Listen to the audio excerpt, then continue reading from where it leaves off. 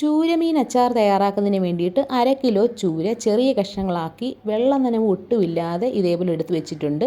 ഇനി ഒരു 4 ടീസ്പൂണോളം കാശ്മീരി ചില്ലി പൗഡറും സാധാരണ മുളക് പൊടിയും 1 ടീസ്പൂൺ കോൺഫ്ലവർ 1/2 ടീസ്പൂൺ വീതം കുരുമുളക് പൊടിയും മഞ്ഞൾപ്പൊടിയും ആവശ്യത്തിന് ഉപ്പും കൂടെ ചേർത്ത് ഇതേപോലെ മിക്സ് ആക്കിയിട്ട് മീനകത്ത് ഇതേപോലെ തേച്ച് പിടിപ്പിച്ച് 20 മിനിറ്റ് ഒന്ന് മാറ്റി വയ്ക്കുക.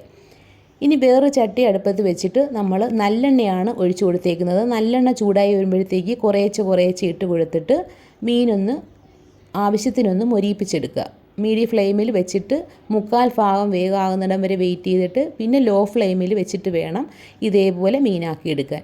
ഇനി ഒരു 3 കുടം വെളുത്തുള്ളിയും വലിയൊരു കഷ്ണം ഇഞ്ചിയും 3 തണ്ട് കറിവേപ്പിലയും 3 പച്ചമുളകും ചെറിയ തരിതരിപ്പായിട്ട് മിക്സിയുടെ ജാറിലിട്ട് ഇതേപോലെ അരച്ചെടുക്കുക. ഇനി നമ്മൾ നേരത്തെ ഫ്രൈ ചെയ്ത എണ്ണയിലോട്ട് കുറച്ചുകൂടെ എണ്ണ ഒഴിച്ചു കൊടുത്ത് കടുകും പൊട്ടിച്ചിട്ട് ഈ മസാലക്കൂട്ടും ചേർത്ത് മീഡിയം ഫ്ലെയിമിൽ വെച്ച് ഇതേപോലെ ആക്കിയെടുക്കുക. കുറച്ച് ഉപ്പും കൂടെ ചേർത്ത് കൊടുക്കുക. ഇനി 1/4 ഭാഗം ഇതേപോലെ മൊരിഞ്ഞ് വരുമ്പോഴത്തേക്ക് ഫ്ലെയിം ഓഫ് ചെയ്തിട്ട് ഈ മസാലക്കൂട്ടുകൾ ഇതിനകത്ത് ചേർത്ത് കൊടുത്ത് ഇളക്കി യോജിപ്പിക്കുക. ഇളക്കി യോജിപ്പിച്ചതിന് ശേഷം ഫ്ലെയിം വീണ്ടും ഓൺ ചെയ്ത് ലോ ഫ്ലെയിമിൽ വെച്ചിട്ട് നമുക്കൊരു 4 ടീസ്പൂണോളം വിനാഗിരിയും കൂടി ഇതിനകത്ത് ചേർത്ത് കൊടുക്കാം. വിനാഗിരിയും കൂടെ ചേർത്ത് നന്നായിട്ട് ഇളക്കി യോജിപ്പിച്ച് എണ്ണയൊന്ന് ചെറുതായിട്ടൊന്ന് തെളിഞ്ഞ് വരുന്നിടം വരെ ഒന്ന് വെയിറ്റ് ചെയ്യാം. എണ്ണയൊന്ന് ചെറുതായിട്ടൊന്ന് തെളിഞ്ഞ് വരുമ്പോഴത്തേക്ക് നമുക്ക് മീൻ കഷ്ണങ്ങൾ ഇതിനകത്ത് ഇട്ട് കൊടുത്ത് നന്നായിട്ട് മിക്സ് ചെയ്തെടുക്കാം.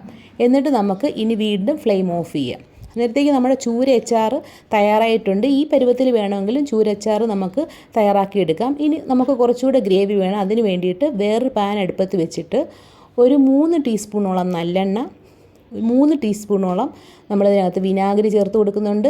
1/4 ഗ്ലാസ് പച്ചവെള്ളം ചേർത്ത് കുറച്ച് ഉപ്പും കൂടെ ചേർത്ത് നന്നായിട്ട് തിളപ്പിച്ച് ആറാനായിട്ട് മാറ്റി വയ്ക്കുക. ആറിയതിന് ശേഷം 2 കൂട്ടും ഈ മീനച്ചാറും ഈ വെള്ളത്തിൻ്റെ കൂട്ടും ആറിയതിന് ശേഷം രണ്ടും യോജിപ്പിച്ച് കൊടുക്കുക. നമ്മുടെ ചൂര അച്ചാർ ദാണ്ട റെഡി ആയിട്ടുണ്ട്. വളരെ ടേസ്റ്റി ആയിട്ടുള്ളൊരു ചൂര അച്ചാറാണ്. തയ്യാറാക്കി നോക്കിയിട്ടില്ലാത്തവർ ഇതേപോലെ തയ്യാറാക്കി നോക്കൂ. നമുക്ക് വെക്കേഷൻ സമയത്തും അതുപോലെ മീനൊക്കെ ഇനി കിട്ടാനൊക്കെ ബുദ്ധിമുട്ടുള്ള സമയത്തും ഇതേപോലെ ചൂര അച്ചാർ വീട്ടിൽ തയ്യാറാക്കി വയ്ക്കാം. അന്നേരം ഇന്നത്തെ റെസിപ്പി ഇത്രത്തോളമേ ഉള്ളൂ.